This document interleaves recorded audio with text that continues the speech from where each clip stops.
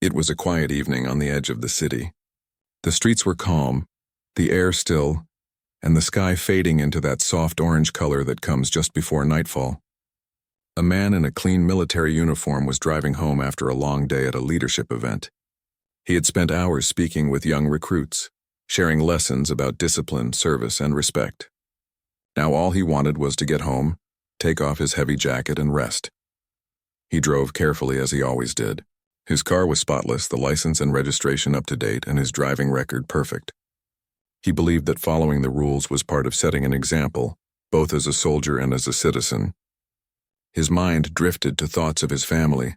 Maybe they were waiting for him with dinner. Maybe his little niece would run to the door when she heard his car pull up. Then, from behind, blue and red lights started flashing. At first, he thought there must be some mistake. He glanced at his speedometer. He was well within the limit. He wasn't swerving, hadn't run a light, hadn't done anything unusual. Still, he did what he had been trained to do: stay calm and follow procedure. He slowed down, signaled, and pulled over to the side of the road. For a few seconds, he sat there, taking a deep breath. He rolled down the window, turned on the inside light, and placed both hands clearly on the steering wheel, the way he'd been taught to during military safety briefings. He knew how quickly simple moments could turn tense, and he wanted to avoid that. The police car stopped behind him.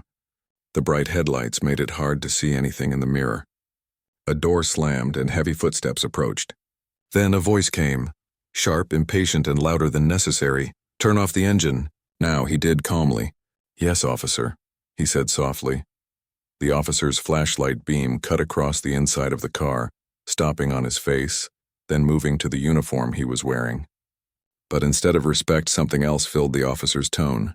Irritation, maybe even anger. "What's this? Why are you wearing that uniform?" the officer asked.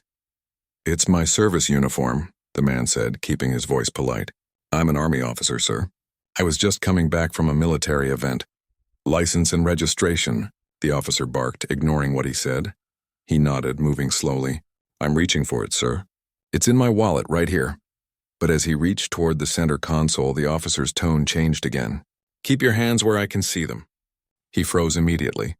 "Yes, sir. My hands are up." He could feel his heartbeat rise, but he kept his expression calm. He knew that fear could be mistaken for guilt, and he didn't want to make things worse.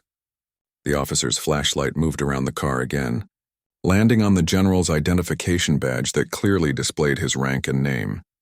But instead of realizing who he was speaking to, the officer's voice grew even more harsh. "Step out of the car, now." "Sir, may I ask what the reason is for the stop?" the man asked gently. "Don't question me," the officer snapped. "Step out, I said." There was no aggression in the general's movements, only calm obedience. He slowly unbuckled his seatbelt, opened the door, and stepped out with his hands visible. His boots touched the pavement, and he stood tall, the way years of military training had conditioned him to stand. The officer kept his hand close to his weapon, eyes narrowed. The man could sense the tension in the air, thick and uncomfortable. Cars passed by, some slowing down, drivers glancing out the window, unsure what was happening. "Turn around and face the car," the officer ordered. "Sir, I assure you I've done nothing wrong." "I'm just trying to cooperate," the man said. The officer moved closer, shining the flashlight directly in his eyes. "I said turn around." The man turned, his hand still raised. Inside, a part of him couldn't understand what was happening. He had been in dangerous situations overseas, but never expected to feel threatened in his own hometown, wearing the very uniform that represented service and sacrifice. Then came the words that stung more than the flashing lights or the harsh tone. The officer muttered something under his breath, an insult that carried the weight of prejudice. It was quiet but clear enough to hear. The man's stomach sank. He didn't respond. He knew that reacting emotionally could make things worse. He took another slow breath. "Sir, with respect, I think there may be a misunderstanding. I haven't committed any offense. I can show you my identification and my military credentials. Don't move!" the officer shouted again, louder this time. The man froze in place. His eyes blinked against the glare of the flashlight. Inside, his chest felt tight, not out of fear, but disbelief. Another minute passed before the officer suddenly stepped back, still glaring, still unsure of what he wanted to prove. The silence stretched between them until it was broken by the sound of another car door opening. A second police officer approached from the patrol car. His expression looked confused as he saw the uniform and the calm posture of the man standing on the roadside. "What's going on here?" he asked quietly. The first officer didn't answer immediately. Instead, he kept his eyes fixed on the man in uniform, as if waiting for any excuse to escalate. The second officer took a cautious step forward. "Sir," he said to the man, "are you okay?" "Yes, officer," the man replied, still composed. "I was pulled over, but I'm not sure why." That's when the second officer's flashlight caught the nameplate on the uniform. His eyes widened slightly. He recognized the insignia on the shoulder. It wasn't an ordinary one. This was a high-ranking military officer standing before him. "Wait a second," the second officer said, lowering his voice. "Sir, are you—" Before he could finish, the first officer interrupted. "Don't talk to him. He hasn't shown ID yet."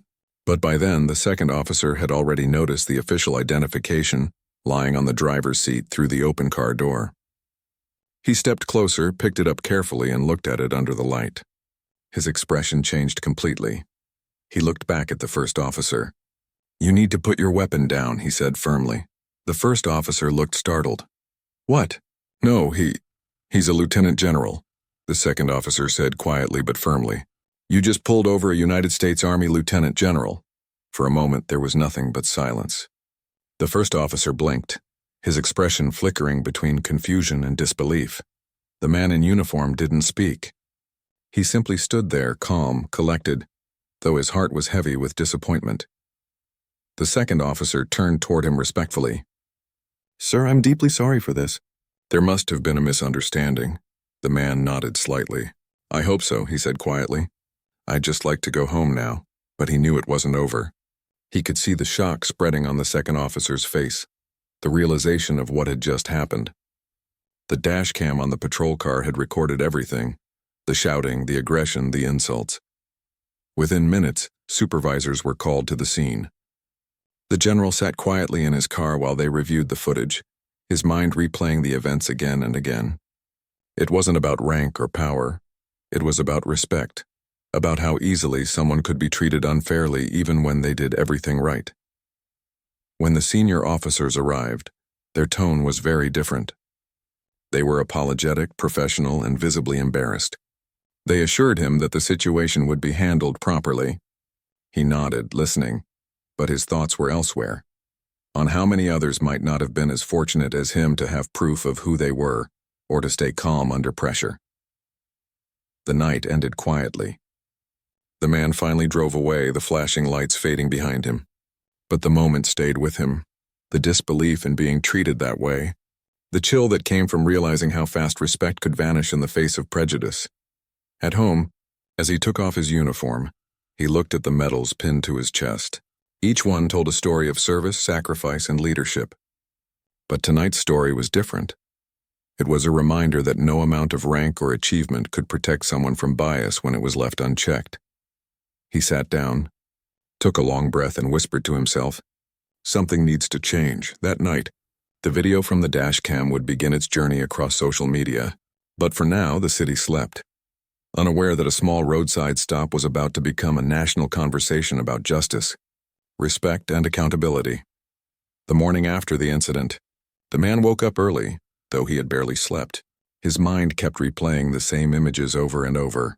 The flashing lights, the harsh voice, and the cold air as he stood beside his car. It didn't feel real.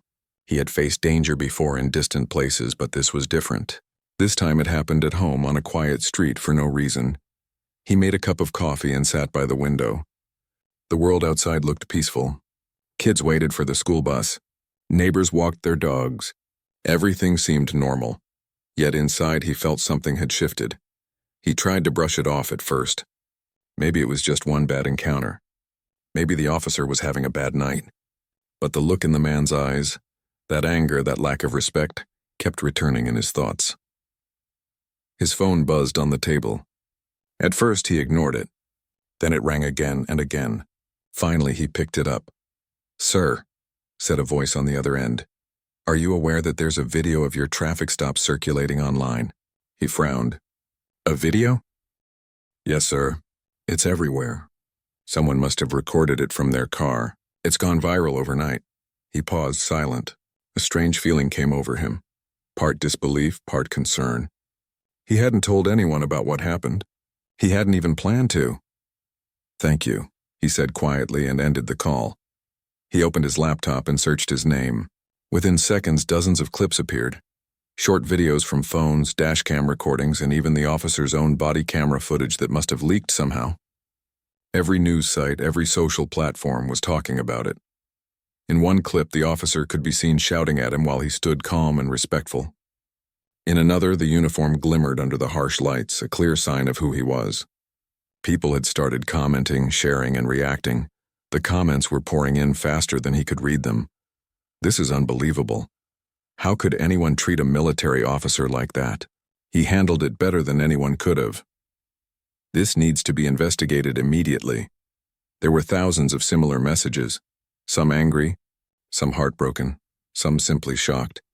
He scrolled through quietly, his hand steady but his heart heavy. It wasn't about fame or attention. It was about what the video revealed, a truth that many people had been trying to point out for years. Within hours, news vans began to line up near his street. Reporters stood outside holding microphones, waiting for a statement. He didn't open the door. He didn't want to turn this into a spectacle. Instead, he received a call from the military office. They had already seen the footage. His superiors were concerned not just for him, but for what this incident meant for public trust. "We'll support you, sir," said one of them firmly. "This is unacceptable. The department has to take responsibility." He thanked them quietly, still unsure of what to say. Meanwhile, inside the police department, tension was rising fast. The chief of police had called an emergency meeting. The officer involved sat in a small room, his face pale as clips played on the screen in front of them. Every word, every action was visible. There was no denying what had happened. Other officers shifted uncomfortably in their seats. They knew this kind of behavior damaged all of them. One mistake like this, one moment of arrogance, could destroy years of hard work to build trust in the community. When the chief finally spoke, his tone was calm, but cold. "This is beyond unprofessional," he said. "This is unacceptable conduct." The officer tried to defend himself. He wasn't cooperating.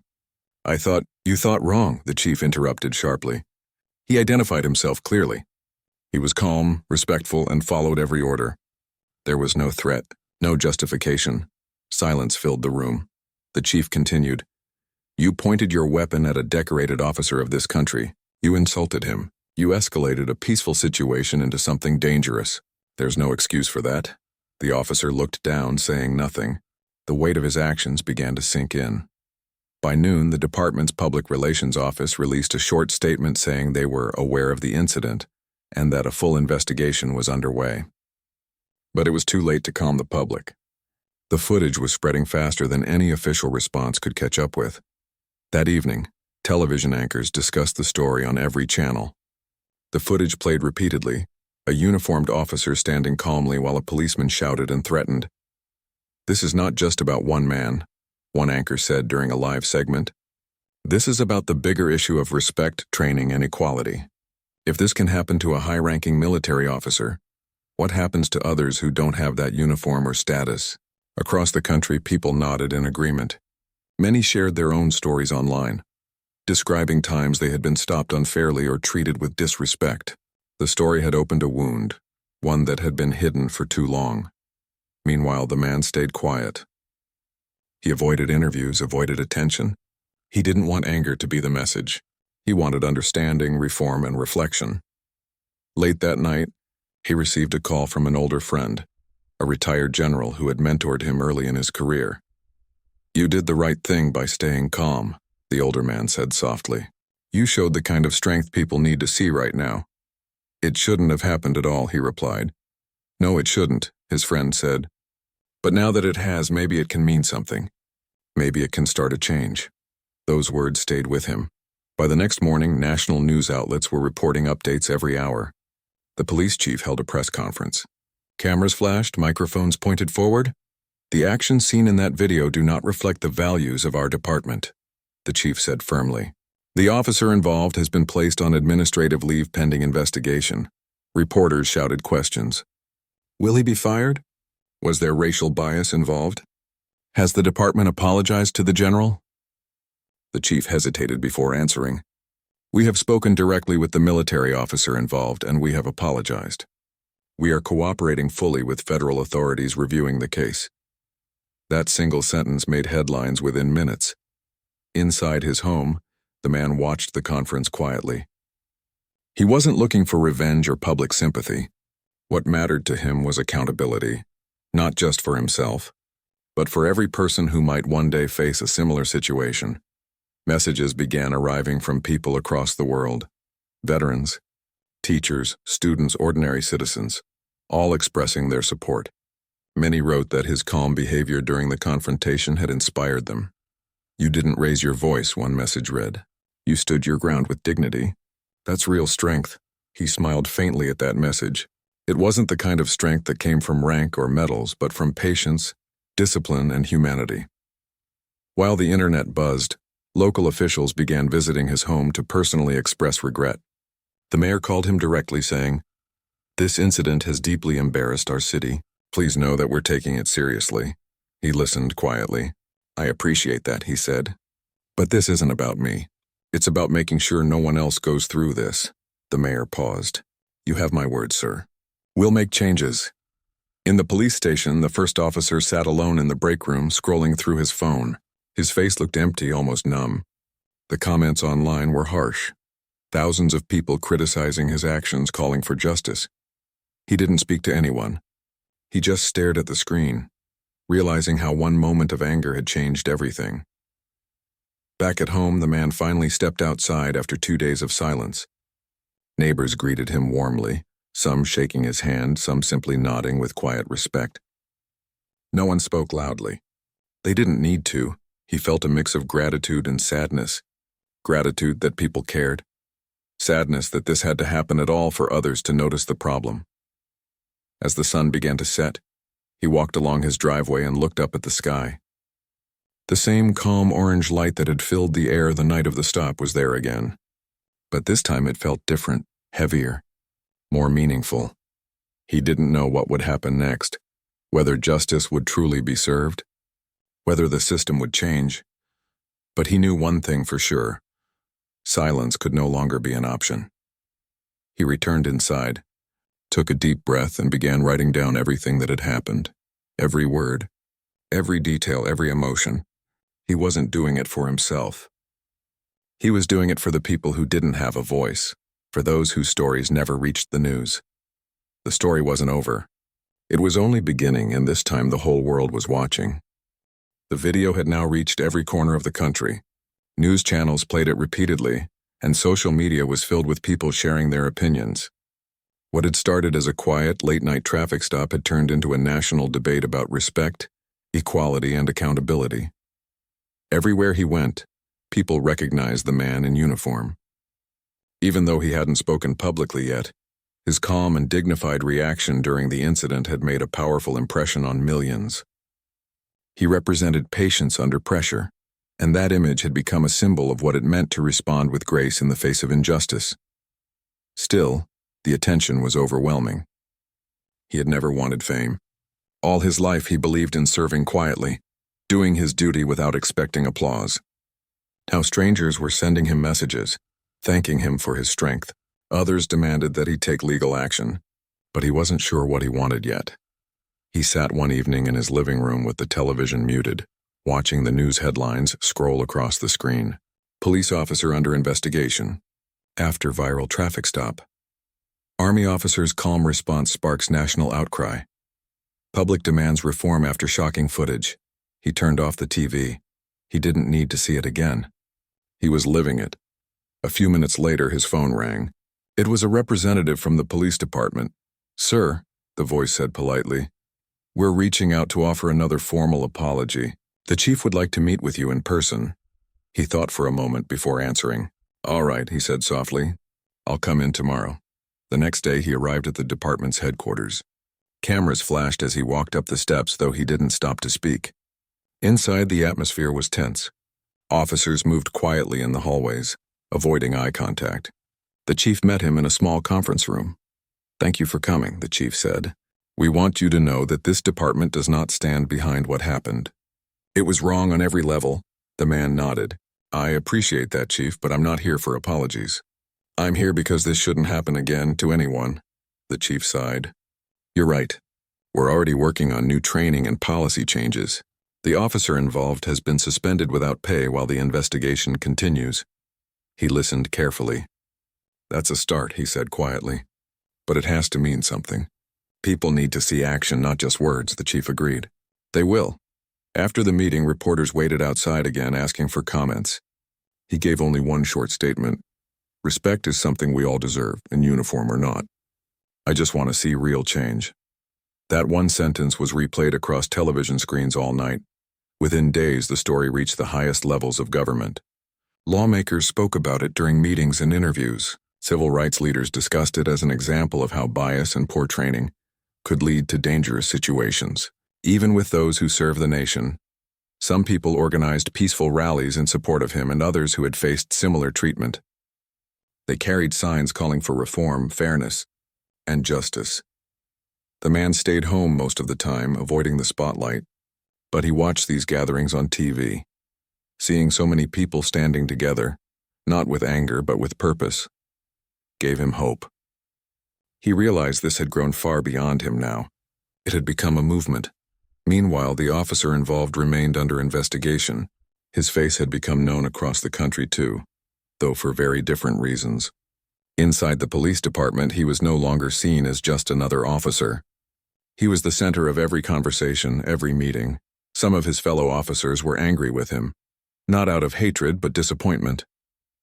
They had worked for years to build trust with their community, and one reckless act had set them back. Inside his small apartment, the officer spent long nights thinking about what he had done. The silence felt heavier than the noise of the world outside. Messages flooded his phone, some from friends offering support, others from strangers filled with judgment. He barely slept, replaying the moment again and again, realizing that his temper and prejudice had cost him everything he had worked for. Back at the military officer's home, life still hadn't returned to normal. Neighbors continued to check in on him. The mail was full of letters, some from veterans, others from people who said the story had changed how they saw the world. One letter stood out. It came from a young high school student who wrote, "My dad always told me to never talk back if I get stopped by the police. When I saw how calm you stayed, it made me understand why. Thank you for showing that strength can be quiet." That letter brought tears to his eyes. It reminded him why he had always tried to lead with patience and discipline. A few days later, he was invited to speak at a small community forum. At first he hesitated. He wasn't sure he wanted to speak publicly. But then he thought about the letter, the people marching peacefully and the many voices calling for fairness. He decided to go. The forum was held in a local community center. The room was full. Police officers, teachers, students, and local residents sat side by side. Everyone looked nervous but curious. When he stepped to the microphone, the room fell silent. He began speaking in his calm, steady tone. "I've spent my life serving this country," he said. "And in service, I've learned one thing above all. Respect is not a privilege. It's a right. It doesn't matter what color your skin is, what uniform you wear, or where you come from. We all deserve to be treated with dignity." People listened closely. Some nodded. Others wiped away quiet tears. "I don't want this to be about anger," he continued. "Anger burns fast, but change takes time. What I hope comes from all this is understanding, that officers remember the power they hold, and that citizens remember we're all human beings first." When he finished, the crowd stood and clapped. It wasn't loud or chaotic, it was respectful, heartfelt. Many came up afterward to thank him. Even a few local officers approached him, shaking his hand and apologizing for what had happened. That night, clips from his speech spread across social media just as fast as the original video had. This time, people weren't sharing it out of shock or outrage. They were sharing it because it gave them hope. "He's not angry," one commenter wrote. "He's asking for unity. That's real leadership." As the days went on, the investigation reached its conclusion. The department announced that the officer's conduct had violated multiple policies, including use of force, discrimination, and failure to de-escalate. The decision was made. He was terminated from his position. When the news broke, reporters once again gathered outside the police headquarters. The chief spoke publicly, saying, "Accountability matters. Our community deserves better. We will use this as a lesson to rebuild trust and ensure that such behavior never happens again." For many, that announcement brought relief. For others, it was just the beginning. They wanted deeper reforms, not just one firing, but real changes in how officers were trained and how complaints were handled. The man in uniform didn't celebrate or comment on the officer's termination. When a reporter asked him for a reaction, he simply said, "I hope this brings reflection. Justice is not about punishment. It's about learning and improving." In the following weeks, he was invited to several national interviews, but he declined most of them. Instead, he focused on meeting quietly with community leaders, sharing ideas on how to strengthen understanding between citizens and police. He also received an invitation from the police academy to speak to new recruits. He agreed. Standing in front of the young cadets, he told them, "You will have power when you wear that badge. People will trust you to protect them. Use that power with compassion. Every person you meet has a story, and your actions will become part of it."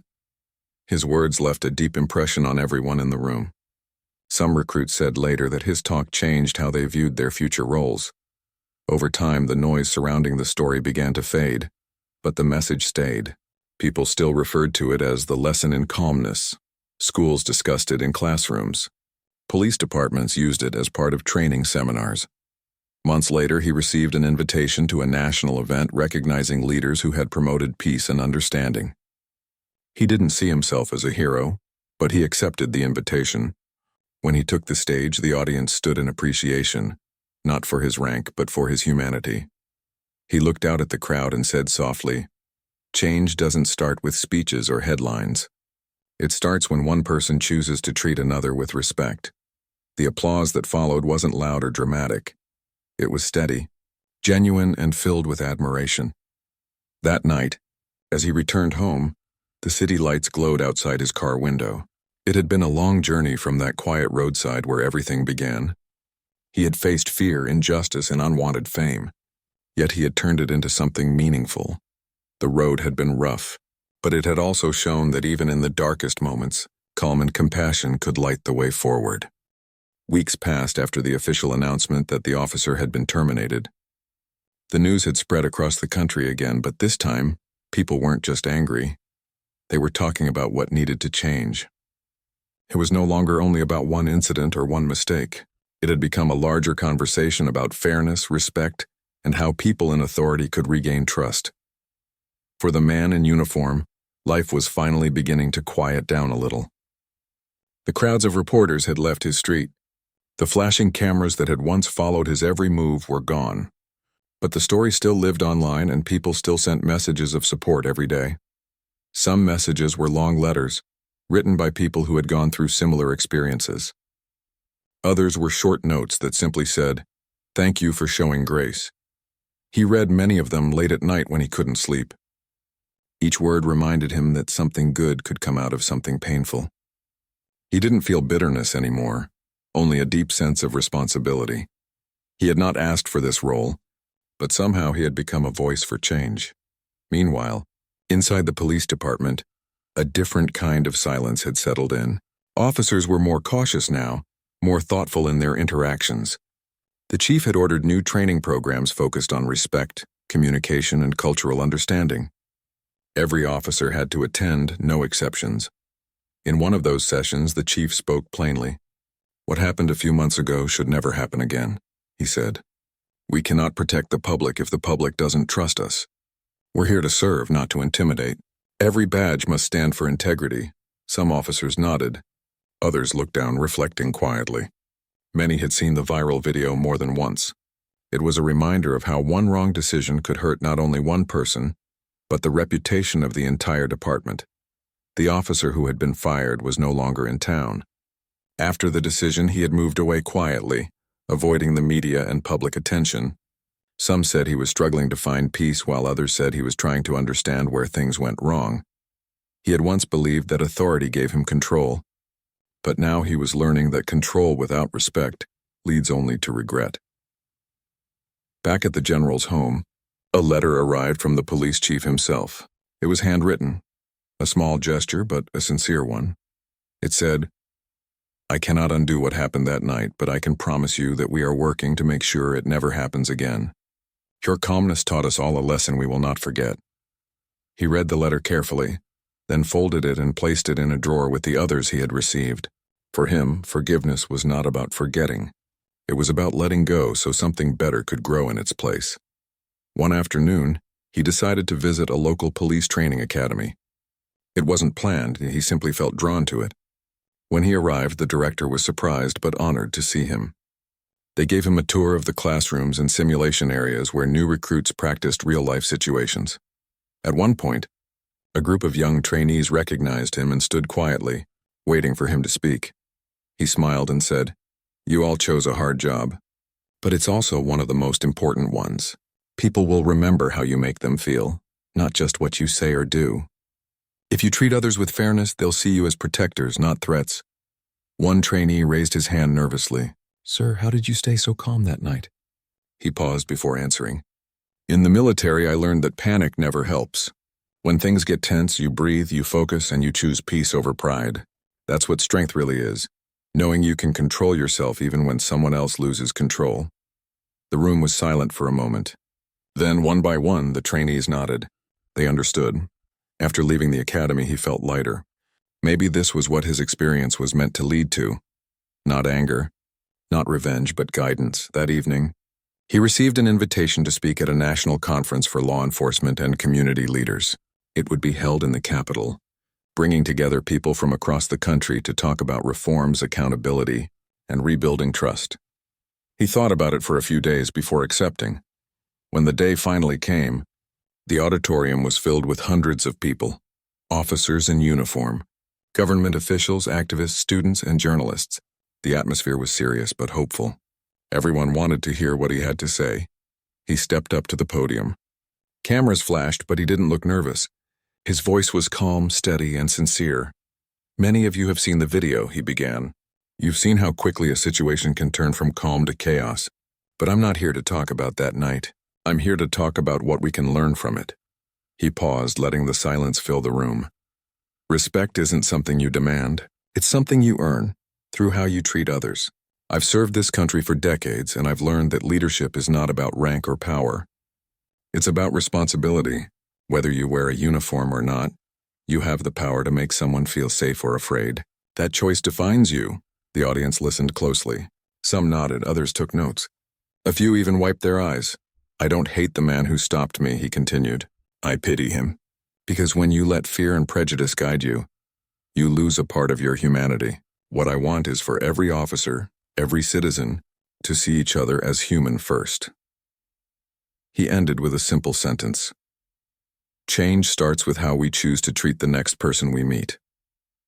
When he stepped back from the microphone, the audience rose to their feet.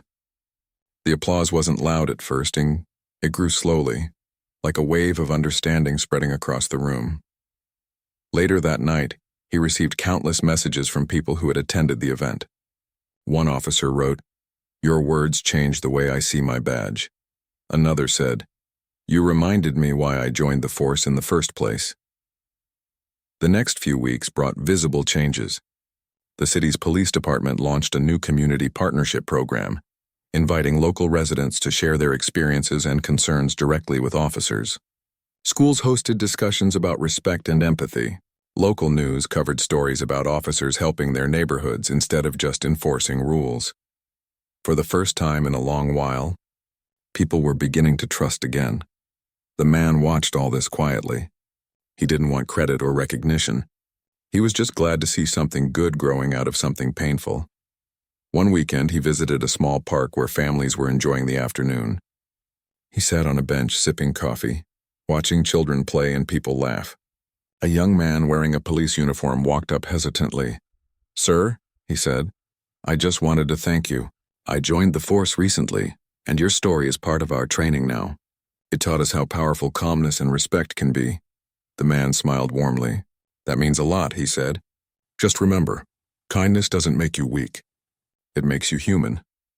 The young officer nodded and left, smiling.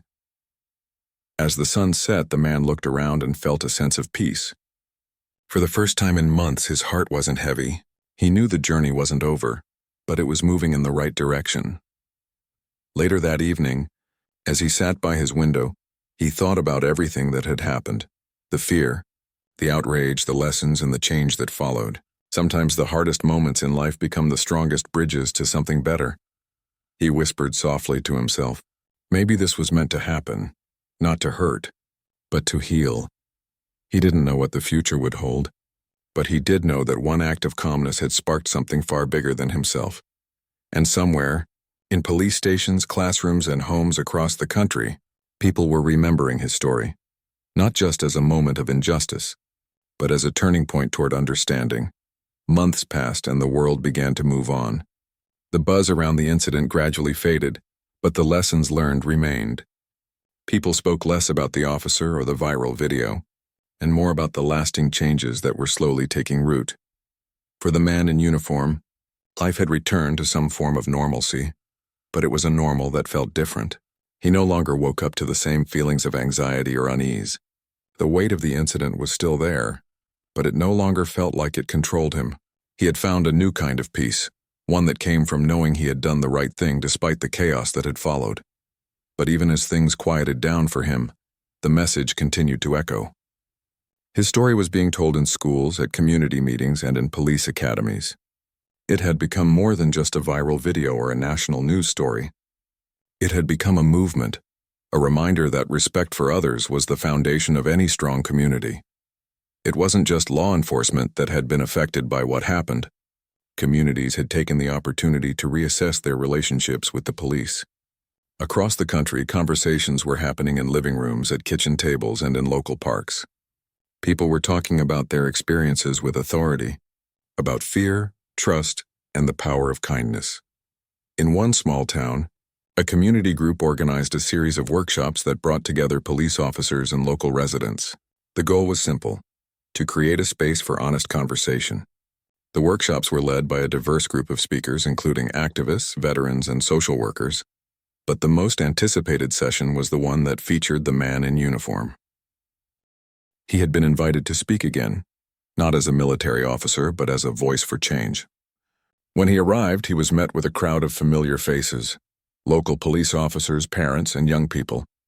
Some of them had been watching the news closely, while others had heard about the story from their neighbors. As he took the stage, there was a quiet respect in the room. He didn't need to say much at first. The silence spoke volumes. The audience was waiting for him to share what they had been feeling for months. "I'm not here to tell anyone what to do," he began. "I'm here to share what I've learned. What I learned from this experience is that we're all human. I wasn't just a soldier that night. I was a man trying to get home. And the officer who stopped me, he wasn't just a cop. He was a person too, a person who made a mistake." The audience listened intently. He could see the mix of emotions on their faces. Some were nodding, others were deep in thought. "We all make mistakes," he continued. "But the important part is how we handle them. Do we let our mistakes define us, or do we learn from them and try to be better? This isn't about one officer or one moment in time. It's about how we move forward, together." The conversation after that speech was different. People didn't just leave with their opinions unchanged. They left with a sense of possibility. The officers who attended expressed a new understanding of the community they were meant to serve. They spoke more openly about the challenges they faced and the fears that many residents carried. One of the officers shared, "I've been on the force for 20 years, and I've never seen people so willing to talk about this. We've always been taught to separate ourselves from the public, to keep a distance. But what I'm hearing today is that we need to build trust, not walls." The man in uniform smiled as he listened. This was the kind of progress he had hoped for, but his journey wasn't over. He had made an impact, yes, but change wasn't something that happened overnight. He knew it would take years for real progress to show, for the ripple effects of his actions to reach deep into communities across the nation. Still, he remained hopeful. Every time he heard about another department adopting new training practices or a local police force holding community outreach events, he felt like the world was moving in the right direction. He didn't need to be in the spotlight to know that his actions had sparked something bigger than just a conversation. As time went on, the man found himself quietly meeting with police chiefs and community leaders. Sometimes it was to discuss reforms, other times it was to listen. He didn't seek recognition or praise. For him, the goal had always been to create a space where people could feel safe enough to have difficult conversations. One evening, a local police chief invited him to speak at an event where families could come together and talk about their experiences. The chief had been working hard to improve the relationship between the police and the community, and he wanted the man to be a part of that process. "I think you're the perfect person to help us," the chief had said. "You've shown us that strength isn't about power. It's about showing up and listening." The man accepted the invitation, and when he arrived at the event, he was welcomed with open arms. It was a small, intimate gathering, but the conversations that took place that night were powerful. People talked about their fears, their hopes, and the ways they could work together to make their town a safer, more inclusive place for the man in uniform. This was where the real change was happening, in the hearts and minds of ordinary people. This was where trust was being rebuilt, one conversation at a time. A few months later, he received an unexpected call from an organization that worked with veterans. They wanted him to come and speak at a national conference about how his story had impacted both law enforcement and military communities. As he prepared for the event, he reflected on how much had changed since that day when he was stopped on the side of the road. It felt like a lifetime ago. He had never imagined that a single moment could spark such a profound shift. He had simply acted out of instinct, trying to keep his composure, trying to do what was right. But that act of calmness had turned into something far greater. It had shown people that respect was not a one-way street, that everyone deserved it, regardless of their background or position in life.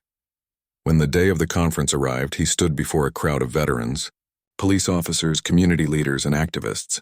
He spoke about the lessons he had learned, about how the true test of strength was not in what you could control, but in how you treated others. "I don't have all the answers," he said at the end of his speech, "but I know this: we can all do better. It starts with listening. It starts with showing up. And it starts with treating every person, no matter who they are, with the respect they deserve." As he finished speaking, the audience stood to applaud. It wasn't loud or boisterous, but it was heartfelt. He knew then that his journey wasn't just about him. It was about everyone who had been affected by that one moment. Over the next few years, the man continued to work behind the scenes, meeting with leaders in law enforcement, in communities, and in government.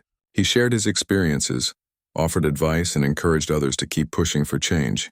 The more people he met, the more he realized that change wasn't about a single person or a single act.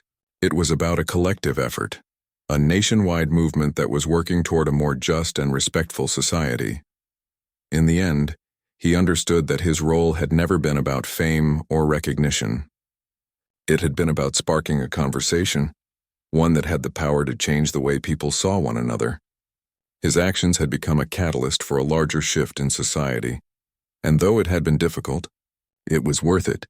And so, as the years passed, the man continued to live his life not as a hero or a symbol, but as a person who had done his best to help others see the world with more empathy, respect, and understanding.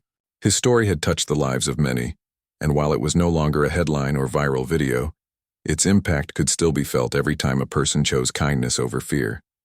And in that, he found peace.